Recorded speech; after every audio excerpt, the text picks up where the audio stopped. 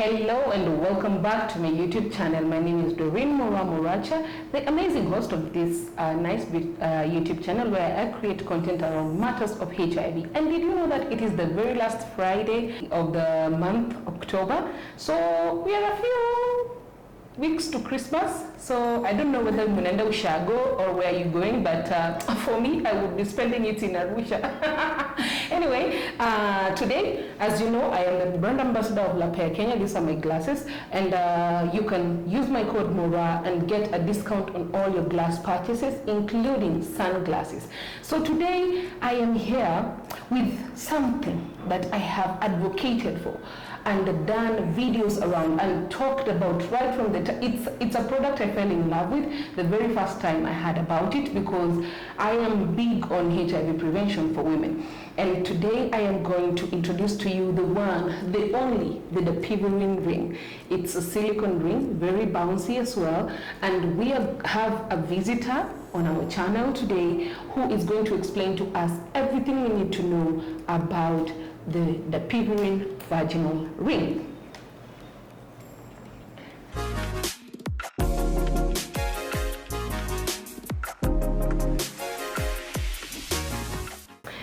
Patricia, welcome to my YouTube channel. Please introduce yourself. Hi there, my name is Patricia Jekonaya. I work with LVCT Health as a Senior Technical Advisor for Policy and Partnerships, and I love prevention, and I'm a prevention ambassador. Yes.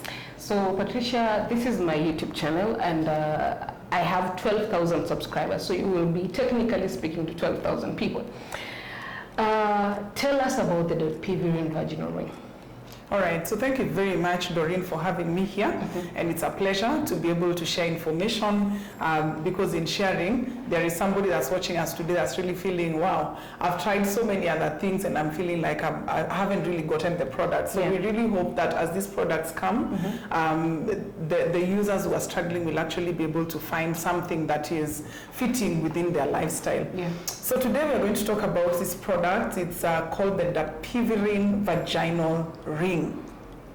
A lot of people prefer calling it just the ring, because Dapivirine sounds like a tongue twister, depending on where you come from, you know. Yeah. So the Dapivirine Vaginal ring is a HIV prevention tool that is woman-initiated, female-controlled. It is made of silicone, and it contains about 25 milligrams of Dapivirine. Dapivirine is an ARV, and it is used to prevent HIV that can be able to enter someone's system through vaginal sex. So the ring releases up to about 4 milligrams of Dapivirine over a period of 28 days. And it is flexible, very easy to use, can be inserted by the woman or with the help of a healthcare provider.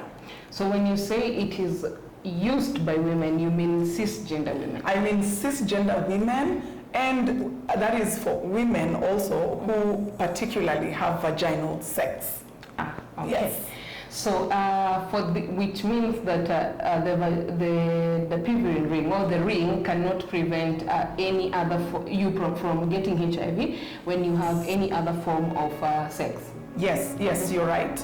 So the Dapivirine Vaginal ring is actually inserted in the vagina, and then it sits just next to the cervix.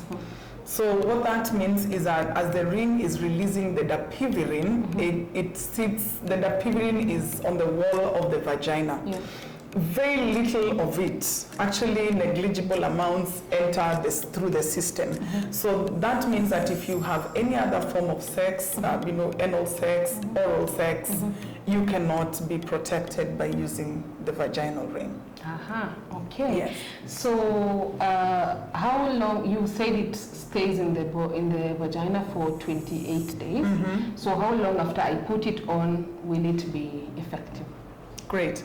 So when you put on the Dapivirine ring, it has to stay on for 24 hours. That is what we have approved as a country in the guidelines. So you stay with it for 24 hours before an exposure. Then you have to have it on consistently for 28 days. And for better results, immediately you remove the ring and you're still at risk, replace it with a new one. Okay. So women might be self-conscious and say, what if my partner feels it during sex? And that's a very important question. I mean, sex discussions, and concerns, especially amongst men, is a major agenda. And when you have products, especially the ones that have to be inserted in the vagina, women are very skeptical about it. But then also the men tend to even speak faster than we do. They ask, what will happen? Can I feel it and all that? So, the good news is this, that a majority of the men whose women participated in the studies, a majority of them reported that they could not feel the ring. They didn't feel it, which is good. A few of them, however, felt it, but it did not interfere with their sexual life. So you could actually feel it, just like you feel something, but it actually doesn't interfere with the sexual life of individuals. And to those who feel it, they can talk to the woman so that she can just go and check and see whether the ring is properly placed. Okay. Yes. So you said it sits on the cervix. Near the cervix, yes. But can it come out? Can it come off like by bad luck? And when it does, what happens? No, bad luck is bad luck. So, yes, there have been instances where the ring actually, came out. And in most of those instances, it's either that the ring is not worn properly. And when that happens, do not panic.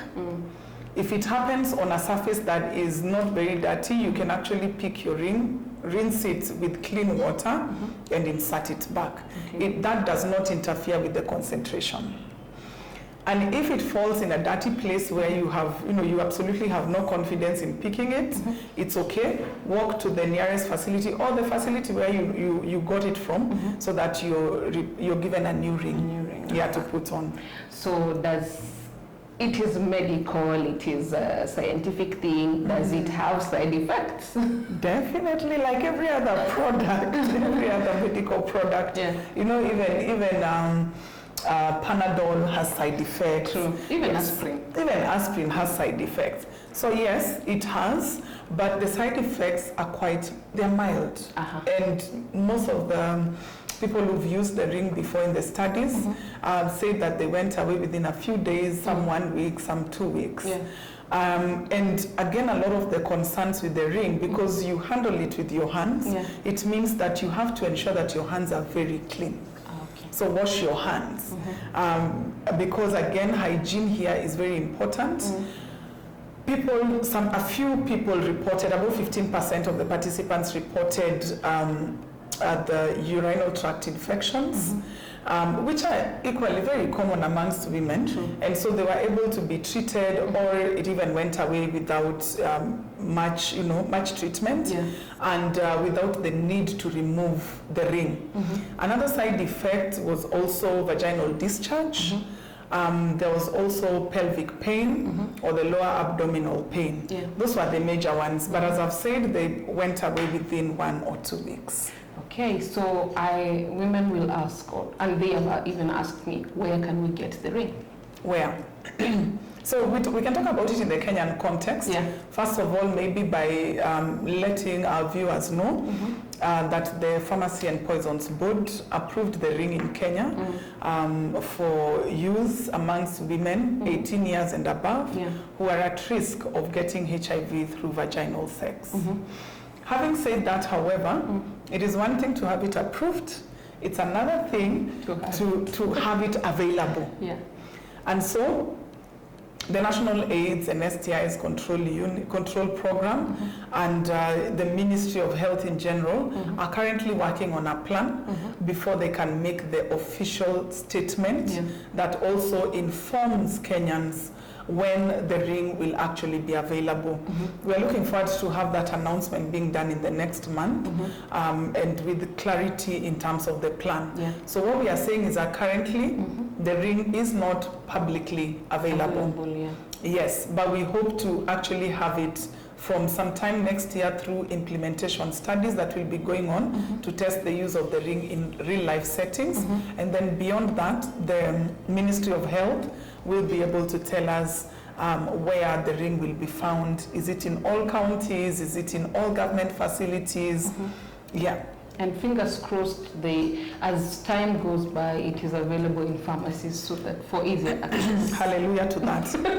I mean, we have had a lot of reports and complaints, especially with oral prep, where people find it very uncomfortable, you know, to go to the comprehensive care clinics to go and pick their oral prep. Yeah. We've learned lessons. We've seen how that has affected oral prep uptake.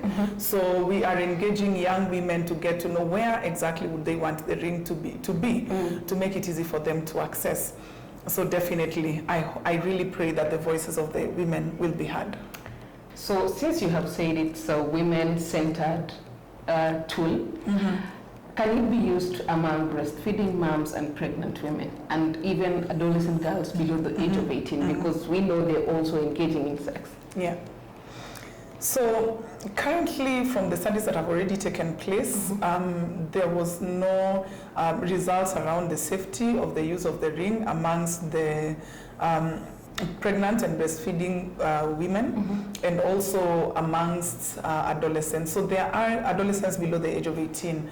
There are studies that are currently going on and we truly look forward to the results from those studies to tell us how safe it is for these women to be able to use the ring. So the women who became pregnant while on the ring, they had the ring removed. Okay. So it was very difficult to measure in terms of safety. So once the results are out, we will definitely come back and we know WHO will take lead and revise the guidelines before we can do our in-country revision of the guidelines. Okay. Yes. And how much is this ring going to cost? Like tentatively? All right. And that's the big question and sometimes the most important. Yeah. So currently, there are several studies that have been done. So we have on average around $6 to $8. That's 600 to 800. Yeah. However, we also just concluded a study. It's called the Willingness to Pay study. Yeah. That brought very interesting results that in Kenya, on average, when we look at all the things that need to be costed to make the ring available, it came to about 1,200 shillings per ring. Wow. So that means that there's a lot that needs to be done to bring down the cost. Yeah. In our context, we know our epidemiology shows us exactly where the high numbers are coming from. We know we have the rural areas around the lake region, and we know the economic levels of a lot of those families. Yeah, when we talk about the city, for example, like Nairobi, we know specific hotspots, the informal settlements, and again there we know the economic levels. So that means there's a lot to be done in terms of advocacy, in terms of diversifying, the product manufacturing, that we have several manufacturers, that we can also have high demand, because that also, in terms of magnitude of what can be produced, it could also bring down the cost. So quite a number of factors to be considered. And we really need to consider that because socioeconomically, women are not like empowered, or rather they're not more economically stable as compared to their male counterparts. Yes. And also women are at a position where they're not really exactly able to negotiate for safe sex most of the times. So, and this ring is definitely supposed to change that narrative so that whether I am having sex with this person or not, and I know the status or not, I know that I am really protected. Yes. And even if, because we have seen cases where your partner starts with a condom and then removes it along the way. Yes. So with that, I really hope that the cost will come down. Yeah, and also when you think about the discreetness of the ring, we've had issues with the current prevention methods where a woman has to negotiate for condom use. For oral prep, some have been beaten up by their intimate partners. Yeah. So the ring really comes at a time when we really need it, and to have these women having, just having the chance to decide what works for you, what fits into your lifestyle, without the fear that I can be beaten, that somebody will find out I have something inside of me. So yes, we truly hope it will come down. And again, the good thing, the efficacy level also seems to be going up. In the clinical trials, we had about 35% efficacy levels. And in one of the studies, the open label extension studies, now we are seeing an efficacy of about 62. So with the more use and better adherence, better understanding of the product, we are really looking forward to see high levels of efficacy with the ring. Nice. So what is the size of the ring? I don't know if our viewers are able to measure by looking, but in terms of the measurements, it's about 56 millimeters, which is 5.6 centimeters, like exactly where the way I'm holding it, with the outer diameter. So you could just pick a ruler and have a look. It's not that scary, and the beauty of it, the vagina is very elastic. You know, women give birth. My friend, a whole baby expands. The head of a baby can actually pass. So, it's a standard size for all women. It doesn't matter your size as a person. All women, really, 18 years plus now, we can actually say that they can easily use it. So what virgins will ask, does the ring apply to them? So, as we said before, with every product, there is usually like a target group. Now, in this case, we are saying the qualification would be that one, you're 18 years. Number two, that you require protection from HIV during vaginal sex. Now, virgin, are you having sex? No. So what I would say, it may not be the product, considering that you have to have it on 28 days, and if you're still thinking you're at risk, then you can have it on again and again and again. And maybe to add to that, because there are also concerns where the HIV positive women are equally asking, can we use it to prevent the man? We are saying this can only work to prevent HIV negative women from contracting HIV. So it doesn't, yes. So it doesn't really help the man, for example, because you need to have it on for 24 hours before it can work for you. Now, sex doesn't last 24 hours. So there's no protection there for the man either. But women will ask, because you're saying there's a specific target group. Does it mean if I am married, can I have it? Because I am assuming my partner is the only partner, I am the only partner they have. But then, you know, we have seen studies where HIV infections went high in marriage. So can a married woman actually have it? So again here, now we've come to, discussing, for example, what is your risk level.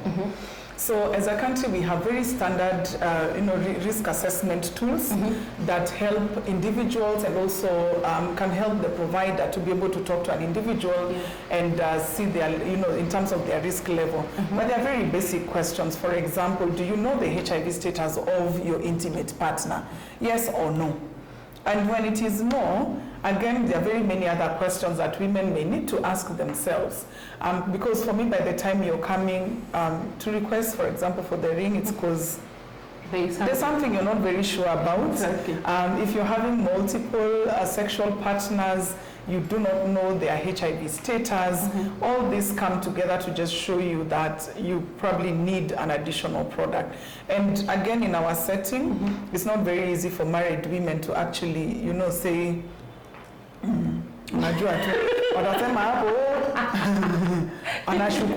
but you see, that's why we are then seeing high numbers, seroconversions within amongst married partners. You are HIV negative, you are very sure, then all of a sudden you're positive, you don't know where it came from. So and then you see how best you can make that decision. But really, if you're feeling you are at risk, there's a product you can use. Please, please, please. Find out the HIV prevention products available. Find one that works for you. And self-care. Self-care. There are many times now I really want to insist for women self-care. I always say your health is your responsibility. It is. Stop thinking about your partner. Just think about you. You. Are you protected? Are you protected? Yes. And that is what matters. Yeah. Because the moment you start saying, my partner, oh, my partner this, you might end up finding yourself, you've turned into, you're HIV positive, and you know very well this has been my only partner. And you know? Yeah. So, I also want to ask a question. So, how many rings should I get? Like, I have decided I'm going to get the ring, so am I getting just one, come back again next month, or I'm given like 6 months and then come back again after 6 months? All right, so thanks for the question. So like many other HIV prevention methods, there'll be a process. Yeah. One qualification, you must be HIV negative, all right? And then now the conversation on the risk and all those things will have already taken place. So month 1, which is now the initiation, you will get 1 ring. The 1 ring is to, first of all, see you're comfortable, you're able to use it, it's the product that you actually want.